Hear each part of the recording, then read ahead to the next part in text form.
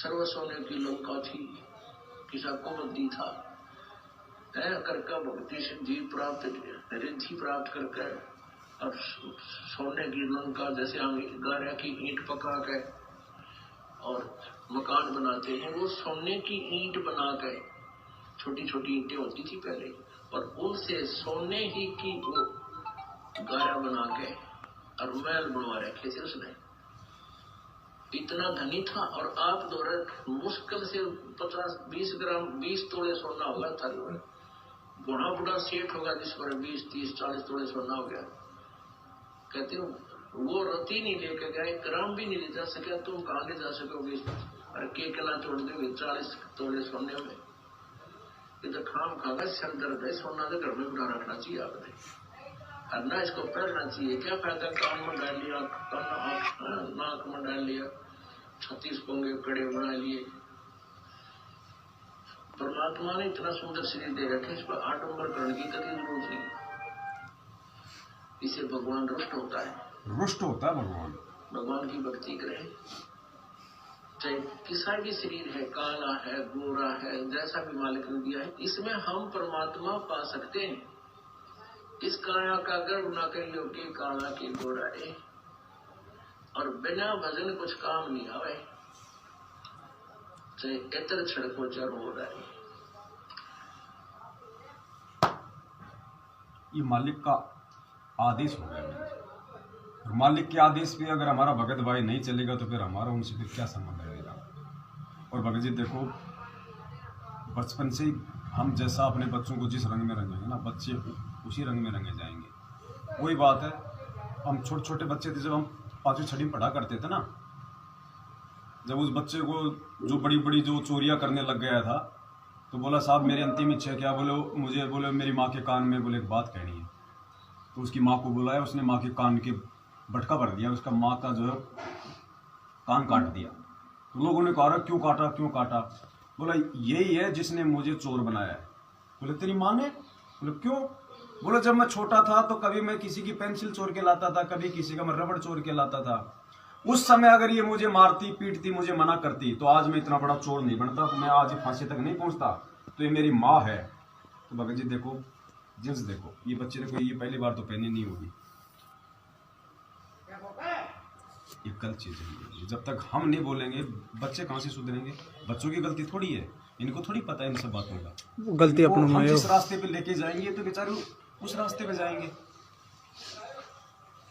तो भाई देखो, बिल्कुल आप लोगों से हाथ जोड़ के विनती है, निवेदन है, सोना हो चाहे चांदी हो चाहे नकली हो, हमें आडंबर करना ही नहीं बिल्कुल। अगर परमात्मा चाहिए, भगवान चाहिए तो साथ संगति, ये देखो यहाँ प्रोग्राम हो रहे हैं, ये जबरदस्ती भी छोड़ने से काम नहीं चलेगा। लो साहब, साथ संगति वाला दिन तो हमने उतार के रख दिया, बाकी दिन अपनी पहन लिए।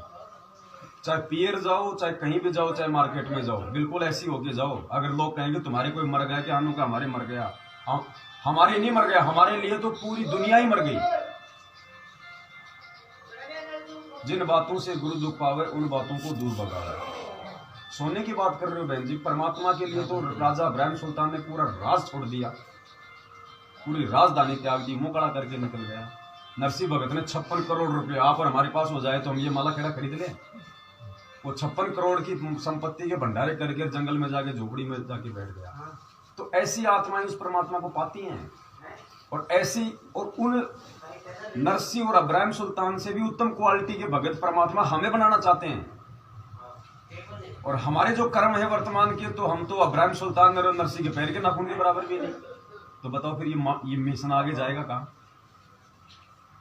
तो हमने वो गंदगी का हिस्सा नहीं बनना जो गंदगी हमसे पहले मैनेजमेंट वाले बन चुके। ये तो बिल्कुल परमात्मा का निर्मल मार्ग है, और बिल्कुल ऐसे ही ये चलना चाहिए अब आगे। और हम यदि यहाँ पे ऐसा करेंगे, बताओ क्या हो? तो देखो, हम तो केवल विनती कर सकते हैं, जबरदस्ती का काम तो भगवान का ही नहीं है। हम तो विनती कर सकते हैं बहन जी। अगर आप साथ संगति वाले दिन भी उतार के रख दोगे, बाकी दिन भी पहनोगी, तो भी देखो हमसे तो छुपा लोगी, उस मालिक से नहीं छुपा पाओगी। कब वो कौन से वो कर्म की चोट मार देगा, फिर देख लेना हॉस्पिटल में पड़े रहोगे। ये मालिक है, ये फिर नहीं बख्शेगा। देखो, संदेशा दिलवा रहा है ना, जरूरी नहीं कि वो खुद ही वो आके बोलेगा। परमात्मा अपने बच्चों को निमित्त बना देता है, और भक्ति मार्ग की बात अगर सही बात कोई भगत बोल रहा है तो उसको भगवान का ही आदेश मानना चाहिए, क्योंकि वो परमात्मा के द्वारा बताई गई बातें बता रहा है, चाहे आप हो, चाहे मैं हूं, चाहे कोई भी हो। और उस आदेश को कोई फॉलो नहीं करता है तो हमें सबसे पहले तो ये समझना चाहिए, अगर वो आदेश अगर परमात्मा किसी के माध्यम से हमारे तक भेज रहा है तो जरूर आने वाले समय में हमारे लिए कोई मतलब बुरा संकट आने वाला है, जिससे परमात्मा हमारे को पहले ही आगाह कर रहा है। अब मान लो कोई तूफान आने वाला है, कोई समुद्री तूफान आने वाला होता है, तो मुख्यमंत्री प्रधानमंत्री थोड़ी बोलता कि छुप जाओ, भग जाओ। वो उसने ड्यूटी लगा रखी है मौसम विभाग की, मौसम विभाग वाले सचेत कर देते हैं कि भैया 2 दिन बाद में मौसम इतना खराब होने वाला है, तो उसको प्रधानमंत्री की ही उसको आवाज समझनी चाहिए। और कोई नहीं प्रधानमंत्री बोलेगा तभी देखेंगे, तो फिर वो मरेगा। तो देखो हमारे तो आपसे विनती है बहन जी, आप अगर ये अपने लिए अगर ये त्यागोगी सोना तो आप जी अपने लिए त्यागोगी, मेरा इसमें कोई फायदा नहीं है, मेरा कोई फायदा नहीं है। अब नाम रूप में तो आपके पास में भगवान है, सोने के रूप में आपके पास में काल है। अब देख लो आपने क्या करना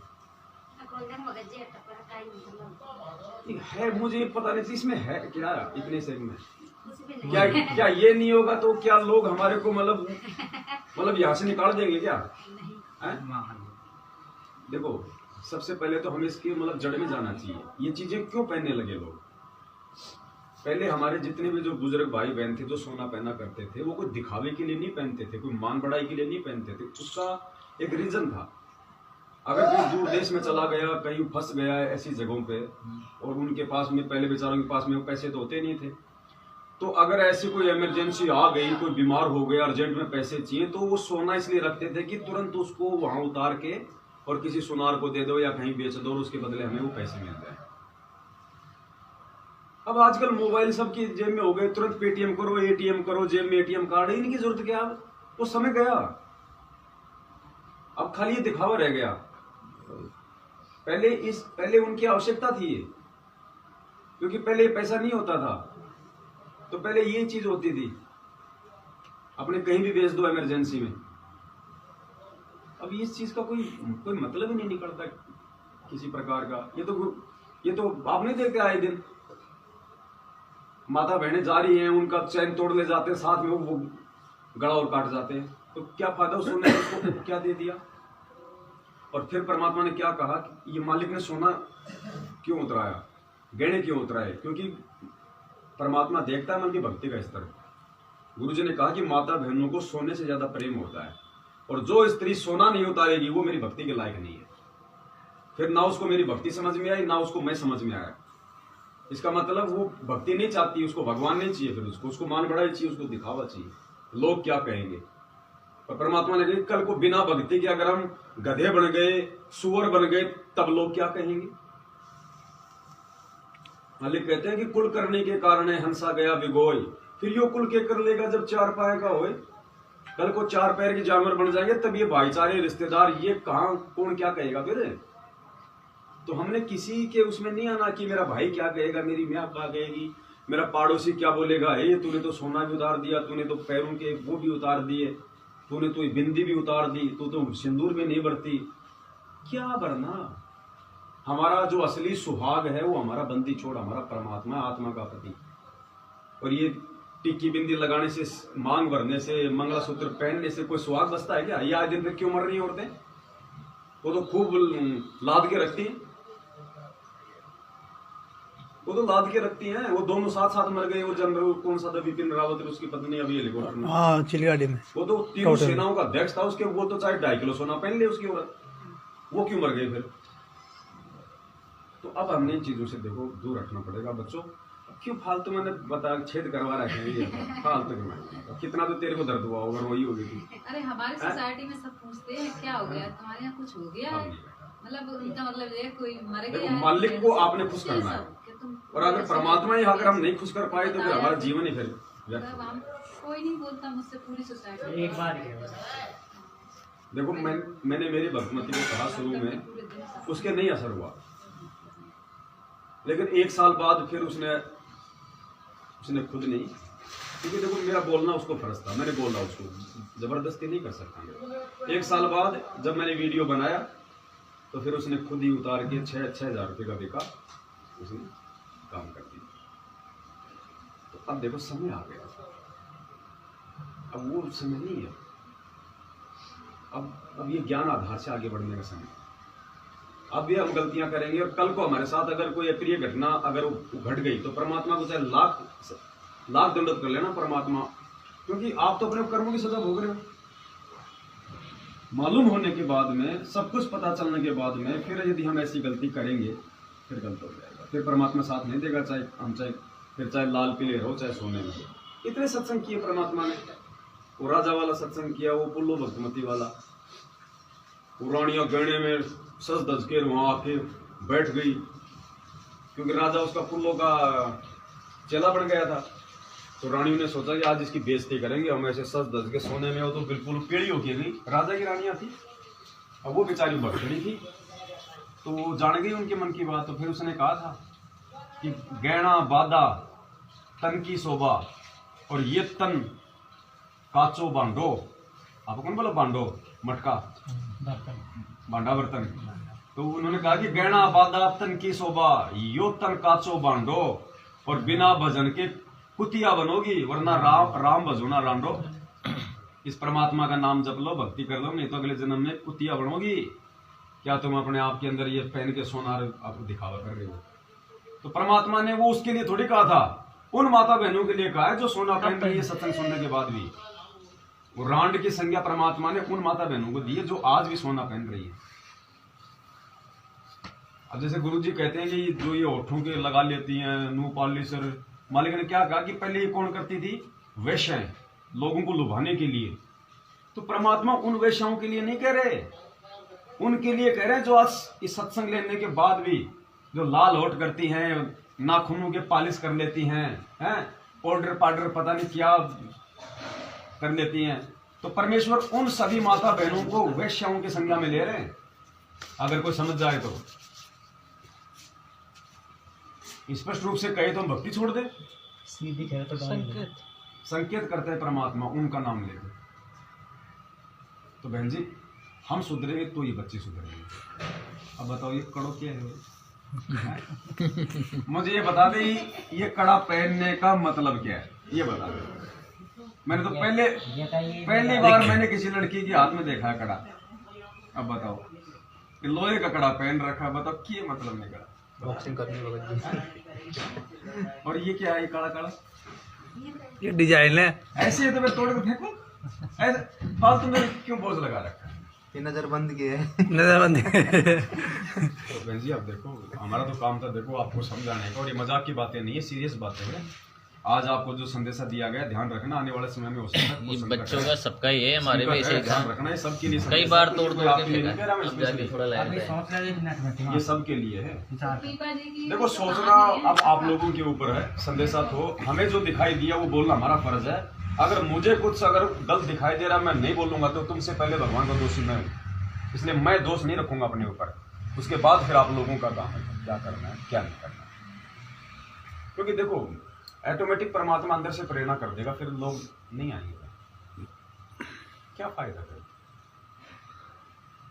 मतलब ही नहीं रहा फिर हमारा। जब परमात्मा ही हमसे नाराज हो जाएगा तो क्या मतलब फिर भक्ति का? तो मालिक अंदर से प्रेरणा करेगा। आप लोग तो खूब सेवा करोगे, आप लोगों की इच्छा आओ, लेकिन मर्यादा नहीं होगी तो परमात्मा नहीं आने देगा भगत को, क्योंकि भगत तो भगवान के वश में होता है ना। परमात्मा जितना रिमोट दबाएगा उतना ही तो होगा, भगत जाएगा नहीं आएगा, क्या फायदा? तो हमने उन लोगों की तरह, मैनेजमेंट वालों की तरह देखा देखी में नहीं चलना है। ज्ञान आधार की भक्ति है, अंततः ज्ञान को आधार बनाना पड़ेगा, तभी परमात्मा प्रसन्न होगा, तभी हमारा फायदा भक्ति करने का। नहीं तो हम क्यों धक्के खा रहे हैं फालतू, क्यों लोगों की गाड़ियां खा रहे हैं, मार खा रहे हैं? रिश्तेदारों से हम दूर हो गए, आड़ों से पड़ोसी से हम दूर होते जा रहे हैं। और अगर भगवान की तरफ भी नहीं बढ़ रहे तो फिर ना घर के ना घाट के, फिर तो धोबी के कुत्ते वाली स्थिति हो जाएगी हमसे। देखो घर में तो तुमसे कोई खेवाड़ो ना, अपना घर में तो कोई खेवाड़ो ना भी। पड़ोसियों की हमें टेंशन क्या, चिंता क्या? रिश्तेदारों कोई भाई जब घर में अनाज नहीं होगा तो ये डाल जाएंगे क्या, या रिश्तेदार डाल जाएंगे? कोई नहीं डाले। कोरोना में हमारे तो कोई एक भी नहीं पूछा कि भाई आटा भी है कि नहीं है पीपे में। तो हमें किसी की टेंशन क्या है? कोई अच्छा कहे कोई बुरा कहे। गुरुजी कहते मीराबाई ने क्या कहा था, कोई गुंडी को हो चाहे बुंडी को हो, मेरी सूरत राम में लागी।